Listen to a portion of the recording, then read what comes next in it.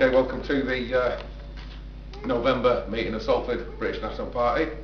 I'm going to speak tonight a little bit about the fractional reserve banking. We had a motion refused at the annual conference, one of the North West motions, which was put forward by Mike Whitby from Liverpool. And what he put forward was, the fact that. Alright, well. What he put forward was a proposed reform to the banking system, removing control of the currency from the Bank of England, and putting that control back with the people, back under the Treasury, back under the government. And it got refused, I think, because really a lot of people didn't really understand what was being put forward. So I've got a little piece here which I think explains it fairly simply. And the bit that's hard to understand is the fact that it can even exist in the first place, because it's so ridiculous and unfair. It's hard to believe that they can get away with it, but they do. So I'm just gonna read this out because I can't remember it. Okay, now what I'm putting forward here then is a rather simplified analogy of how the fractional reserve banking system works, and it does it in like a little story. Okay. So, are you sitting comfortably? Once upon a time, people used gold as currency. Gold does not corrode easily, and as such is deemed to be a sensible way to represent and store value. The problem with gold, though, is that it's not easily transported due to its weight, and furthermore it is not easy to conceal large amounts of gold when travelling. So, to lessen the risk of being robbed by outlaws and highwaymen, a goldsmith would take a deposit of gold from someone who intended to travel from their own village to another, for instance, in exchange for a gold receipt. The traveller could then redeem their gold receipt for an equal amount of gold when they arrived at their destination from another goldsmith. Now that makes sense, yeah? And as long as the two goldsmiths had an arrangement to honour the receipts, then the traveller could travel more safely, as they could easily conceal a receipt for an amount of gold that would have been very difficult to hide. Of course, the goldsmiths would charge a small fee to the traveller for availing him of this service. So far so good. In bigger towns and cities, people would avail of this service from goldsmiths when they didn't intend to travel. They didn't know all their neighbours and were reluctant to store a lot of gold in their homes, as occasionally people's homes were robbed. Instead, they would store their gold at the goldsmith's place of business, as the goldsmith had greater security around the clock to store the much sought after gold. And over time, people started to buy things with the gold receipts rather than redeem the receipts for gold and buy things with gold. The person selling something could just as easily redeem the receipt for actual gold as the person making the purchase. So that was essentially the birth of paper money. Yeah? So we can see where that's come from. Now this is the innovative part. The goldsmiths began to realise that not everyone redeemed their gold receipts immediately. So if they had some major expense, such as buying a piece of land, and didn't have enough of their own funds to make the purchase, rather than borrow some gold from someone else and pay interest on their loan, they would write themselves a gold receipt. As long as they honoured that receipt by replenishing their gold reserves with real gold that they earned over time, the system would remain stable and intact. So they're sort of writing receipts for money that they haven't, for gold that they haven't quite got yet. Yeah. The only danger in that was that everyone who had deposited gold would come to redeem their receipts all at once. But because people were now used to using receipts for trading, as against using gold, this tended not to happen. So the goldsmiths were able to maintain a fraction of their gold reserves, and nobody was any the wiser. Over time, even more innovation took place. The goldsmiths started to decrease the amount of real gold that they held in reserve and increase the amount of receipts. Furthermore, they started to lend receipts to other people who were short of funds to make their own purchases. Yeah? So they started to lend receipts to other people who were short of funds to make their own purchases. This was the birth of fractional reserve banking. Of course, the goldsmiths or bankers would charge a small fee or interest on the loan of the receipts to the borrowers to avail them for this service. Lending receipts to other people was far more risky than issuing fake receipts for themselves. It was one thing to trust their own ability to pay back their own loans, but quite another thing to trust someone else. So of course, they demanded some collateral for the loans from the borrowers, in the form of deeds to the land or their homes. If the borrower was unable to pay back the loan for some reason, the banker could always repossess the land or home that was provided as collateral. The banker could then sell the land or the house, probably at a profit, and the loan would effectively be paid back. The real problem, though, was the matter of charging interest on the receipts. And there's an example here to help understand that. Let's say that there are two bankers in a city who provide loans of gold receipts or money. They both agree to honour the receipts with gold when someone wants to redeem a receipt. Yeah, so they both agreed. Now, the bankers figured out that they only need to keep a fraction of the actual amount of gold that they hold in reserve, as not everyone will try to redeem their receipts at once. They work out that the ratio of gold to receipts is 1 to 10. Yeah?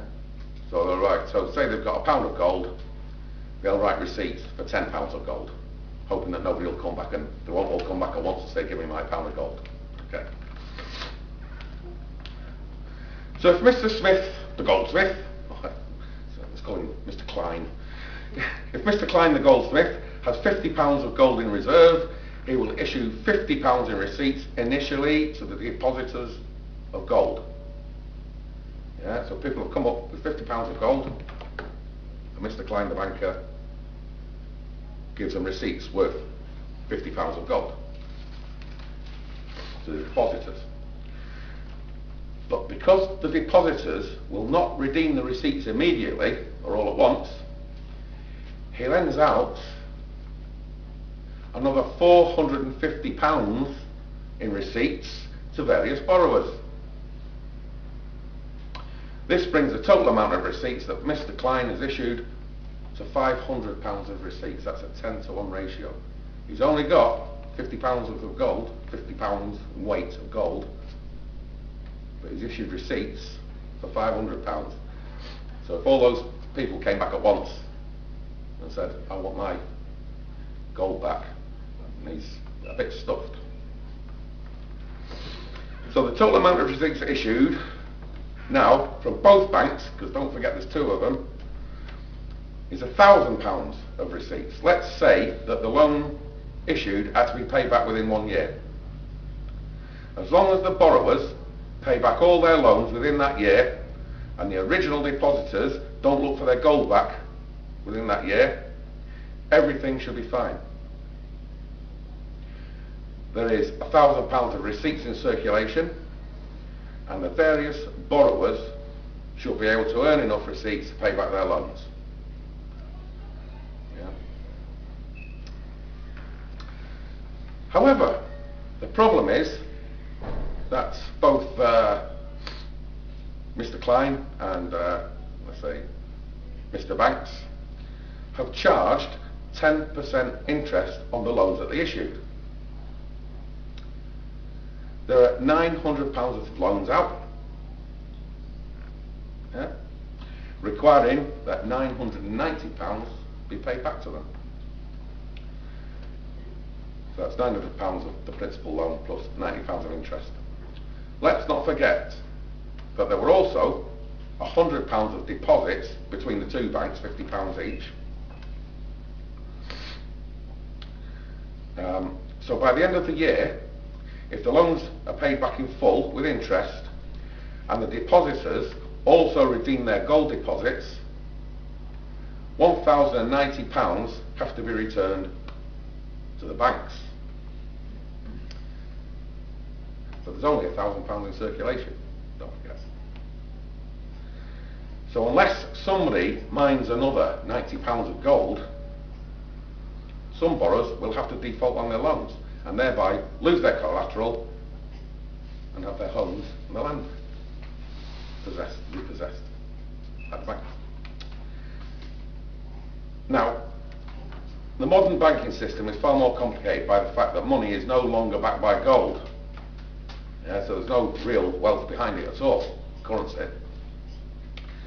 And fractional reserve requirements are often lower than 1 to 10 of money on deposit to money loaned out.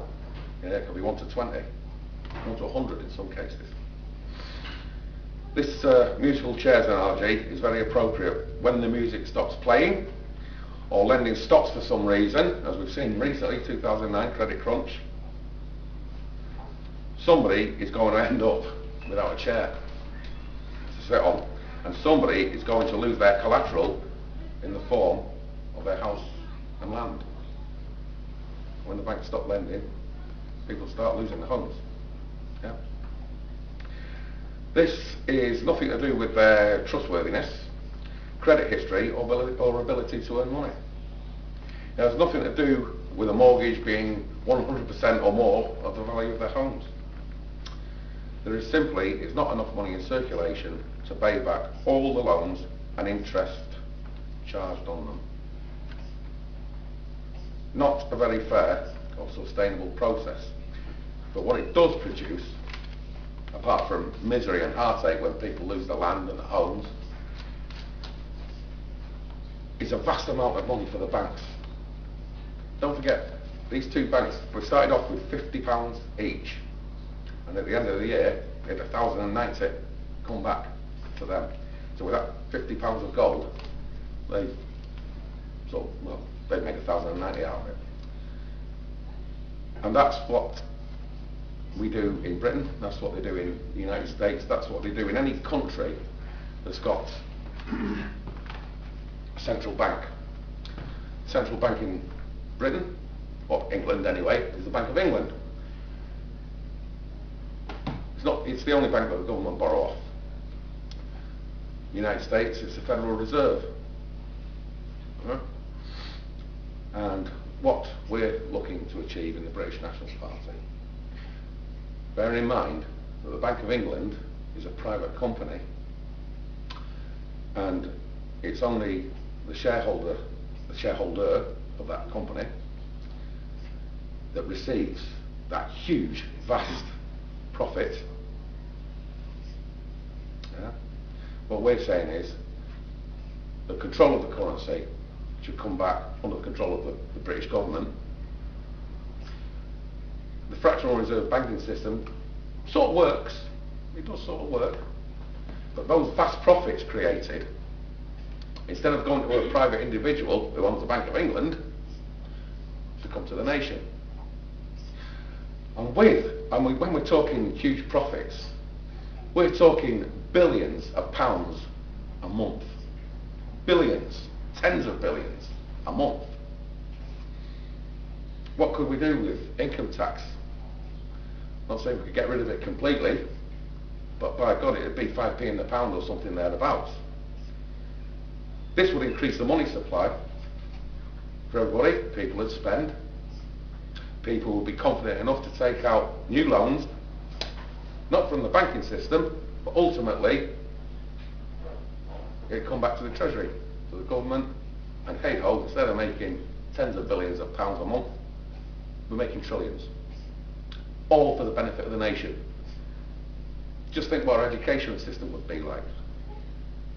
Just think what our tax system would be like. At the moment, at the core of the British National Party's philosophy of getting rid of income tax and replacing it just solely with a form of value-added tax, that's not a pipe dream. It could be achieved. Abraham Lincoln did it. Look what happened to him. Adolf Hitler did it. Look what happened to him. Kennedy tried. John F. Kennedy was going to do it. Look what happened to him. And currently, Iceland are doing it. Yeah? Now you don't read about that in the paper. Yeah? You don't read about that on the news, and they're doing all right with it as well. 4 years ago, they were virtually bankrupt, if you remember. Now they're well back on their feet. And Hitler turned the German economy around pre-war in 2 years. In 4 years, he had full employment. It was the wealthiest nation in Europe, if not the world, after the United States. It does work. But on a cautionary note, Mike Whitby, Liverpool, just in his mayor election for Liverpool, he was on a radio show, and they were in pairs. There was him and another fellow, I don't know what party he was from, but this guy was an economist, and they were on in pairs, and Mike Whitby was on with this economist fellow, you see,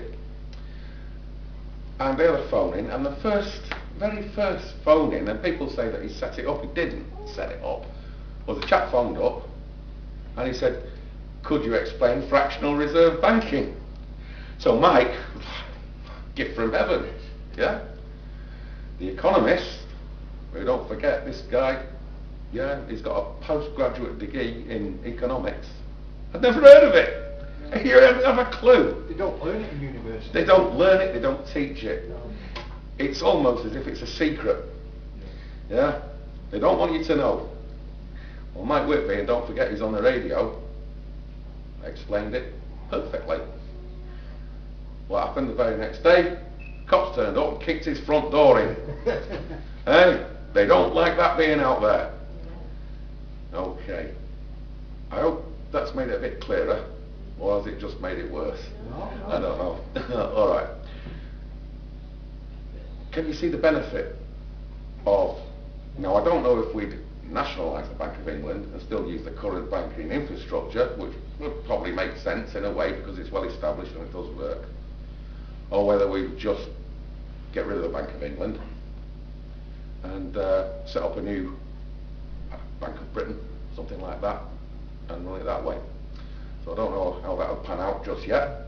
We haven't got that on the, although it's at the core of our philosophy as nationalists, it's not really been put down in black and white into the articles of the party, and that's what we attempted to do at the National Conference.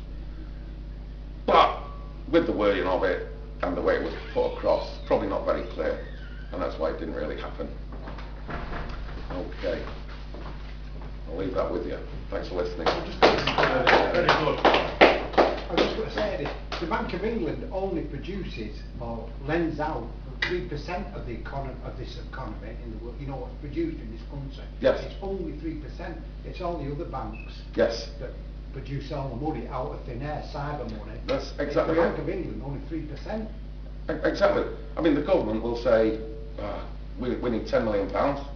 So the Bank of England will say, okay, give us £10 million worth of government bonds, pay them back at 5% interest.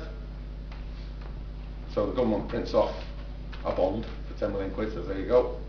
And the Bank of England from their mint prints off 10 million quid, goes, there you go. Yeah, worth nothing with interest. By the way, the only place they can repay that, the government, is from us.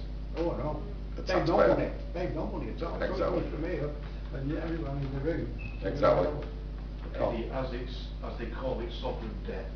So Sovereign the tax debt. pays the debt. All the tax goes to pay the debt on whatever money is created in fractional. That's it. Banking. And It comes out then they call it austerity. yeah, But why doesn't every state control its own money supply? Who controls it? well, I think we know the answers to that one, don't we, Colin? Yeah.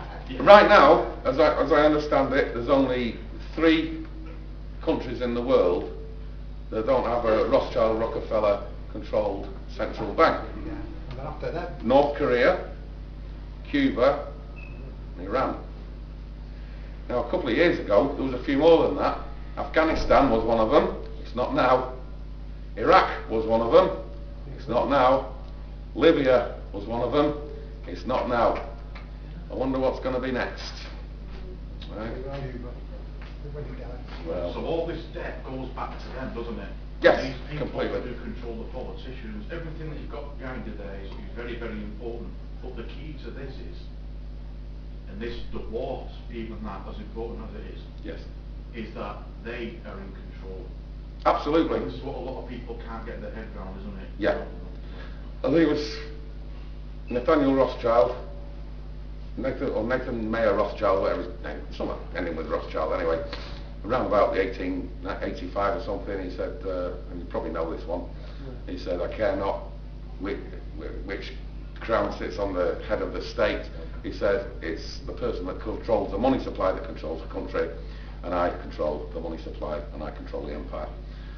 And it's very true, very true. And then it leads us to that, because they're creating that. That's it. They're creating that. The whole world is in debt to about 10 people, and it stays that way, you know. And when they say there's a recession, the only way that they can create enough tax to keep going is by continuous growth in the economy. It's just not feasible. It's not realistic, you know. It's our worst enemy. But if we can grab that off them, use it for ourselves, and when I say ourselves, the benefit of the British people, this really would be the land of milk and why honey. do you think it was rejected, Eddie, at the conference? You know what I mean? Well, they said because of the way it was worded, yeah. Now, when Mike proposed it, he'd written it all out, yeah. He said, there you go. When they put it in the programme for motions, they changed the wording a bit, yeah, to shorten it, to fit it on the sheet of paper actually. And the way that it was worded didn't completely convey, I don't think, the full import of what was being presented there. And what they were saying was that they would include it, you know, well, it would be better if it was better presented, so it could go straight into the party's articles. That's the reason for that. Which I suppose, in a way, they're right, because it was a very good outline, but it probably needed a bit more specific detail on actually how we do it and what institutions we do use and how. I suppose the first time you hear it, it is hard to get your head around. Yeah, yeah, because it does. You think, well, it's just stupid. How can it possibly work? Because it's ridiculous. I think, what was that building society that went? Northern Rock. The Northern Rock. Now, I don't know, if you had John's Courier Services and you're just delivering things in your van, and your invoices weren't being paid, yeah, if you weren't getting any money in and you couldn't pay your bills, you go bust. Yeah. Not turn around to the taxpayer and say, right, well, here you go, John, we'll buy your business, you carry on, you carry on, mate, you know. Any other business would have gone under. Yeah. And it would have been better if the banks would have gone under. It would have been better. Yeah. You'd have shown them up for what they are, but They would never let that happen. the key word there, banksters, they really are. Oh, They're evil, vicious, cruel, without mercy, you know. They don't care if you lose your home and your land, you know. Okay, thanks for listening. We'll move on.